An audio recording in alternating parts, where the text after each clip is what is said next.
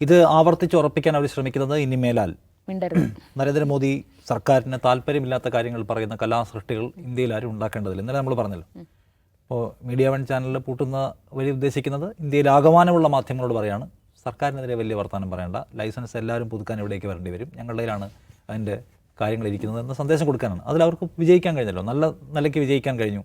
അതുകൊണ്ടാണ് ഇന്ത്യയിലെ മാധ്യമ സ്വാതന്ത്ര്യത്തിൻ്റെ കണക്ക് ഓരോ വർഷവും നമ്മുടെ പിന്നിലേക്ക് പോകുന്നത്. സ്വതന്ത്രമായി പ്രവർത്തിക്കുന്ന മാധ്യമങ്ങളെ വിദേശ ഏജൻസികൾ ഇവിടെ കാണാൻ പറ്റുന്നില്ല. അവ സ്വതന്ത്രമായി പ്രവർത്തിക്കാത്ത എന്തുകൊണ്ടാണ്? ഭരണകൂടത്തിൻ്റെ താല്പര്യത്തിലായിട്ട് സംസാരിക്കാൻ പറ്റാത്തതുകൊണ്ടാണ്. അപ്പോൾ അതിൽ ഗവൺമെൻറ് വിജയിക്കുന്നുണ്ട്.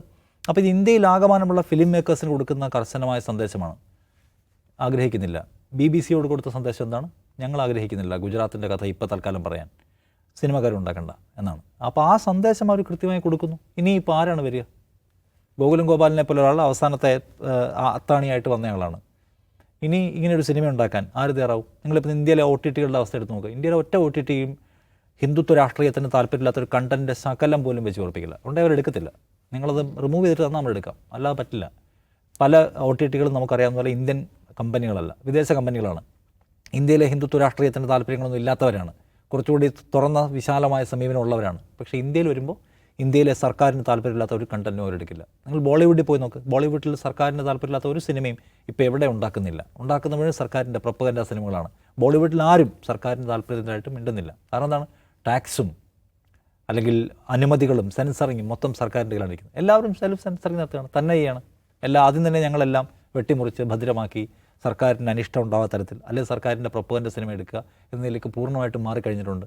ഇനിയിപ്പോൾ എന്തെങ്കിലും പ്രശ്നം ഉണ്ടായാൽ IT സെല്ലിൽ ഉപയോഗിച്ച് നിങ്ങളെ വേട്ടയാടും.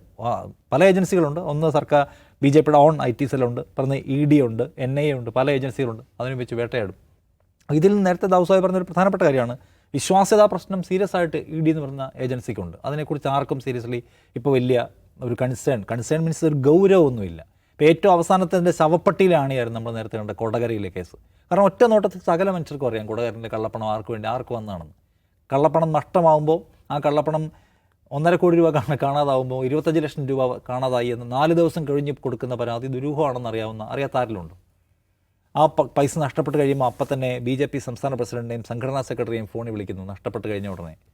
എന്നിട്ട് ഇവർ പറയുന്നത് BJP-ക്ക് ഒരു ബന്ധമില്ല എന്ന് എഴുതി കൊടുക്കാൻ മടിയില്ലാത്ത ഒരു ഏജൻസി എന്ന് പറഞ്ഞാൽ പൂർണ്ണമായും BJP-ക്ക് വഴിപ്പെട്ട ഏജൻസിയാണെന്ന് എല്ലാവർക്കും അറിയാം.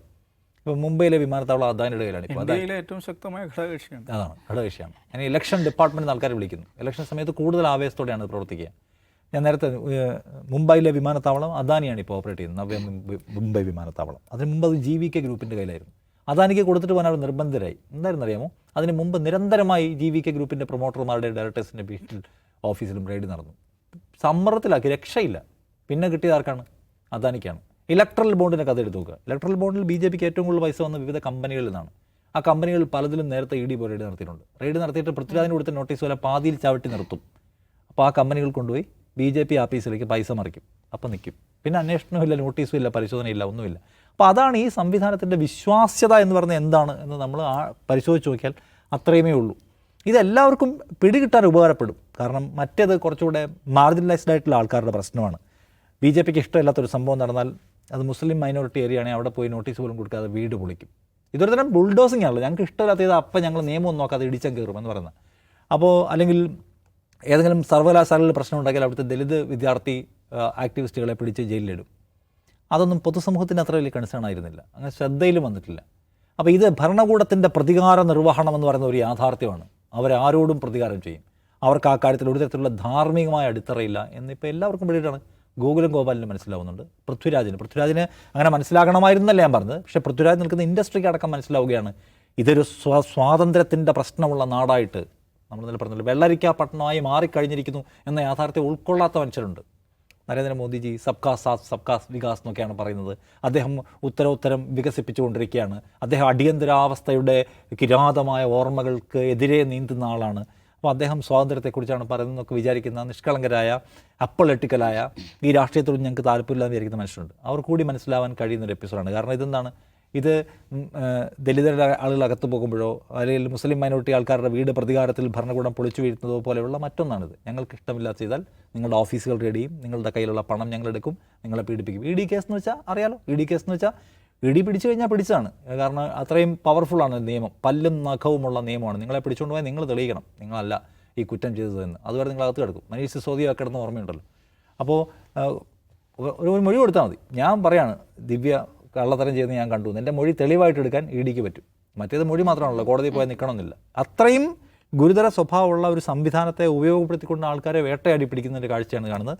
അപ്പോൾ നമ്മൾ ഫ്രീഡം ഓഫ് സ്പീച്ച് എന്ന് പറയുന്ന സങ്കല്പം, അല്ലെങ്കിൽ ഫ്രീഡം ഓഫ് എക്സ്പ്രഷൻ, നമ്മുടെ സ്വന്തം കലാസൃഷ്ടികൾ ഉണ്ടാക്കാൻ, നിയമപരമായ പ്രശ്നമില്ലാത്ത സംഗതികൾ ഉണ്ടാക്കാൻ കഴിയാത്ത അന്തരീക്ഷം ഈ രാജ്യത്തുണ്ട് എന്നുള്ള അടിസ്ഥാന യാഥാർത്ഥ്യം എല്ലാവർക്കും മനസ്സിലാവുന്നതിന് ഇത് ഉപകാരപ്പെടും. ബോളിവുഡ് എന്ന് പറയുന്ന സംവിധാനം എങ്ങനെയാണോ പൂർണ്ണമായിട്ടും ഹിന്ദുത്വയുടെ പ്രോജക്റ്റിനൊപ്പിച്ച് വഴിപ്പെട്ടു പോയത്, ഇല്ലാതായിപ്പോയത്, അതിൻ്റെ ഡൈവേഴ്സിറ്റി ഇല്ലാതായിപ്പോയത്, അതിൻ്റെ ശരിക്കുള്ള കലാപരമായ വാല്യൂസ് ഇല്ലാതായിപ്പോയത്, അങ്ങനെ ഇന്ത്യയിലെ മൊത്തം ബോളിവുഡിനെയും കോളിവുഡിനെയും മോളിവുഡിനെയും എല്ലാം മാറ്റാനുള്ള ശ്രമത്തിൻ്റെ ഭാഗമാണിത്. ഇതിൽ അവർ വിജയിക്കുമെന്നാണ് ഉറ്റുനോക്കട്ടെ.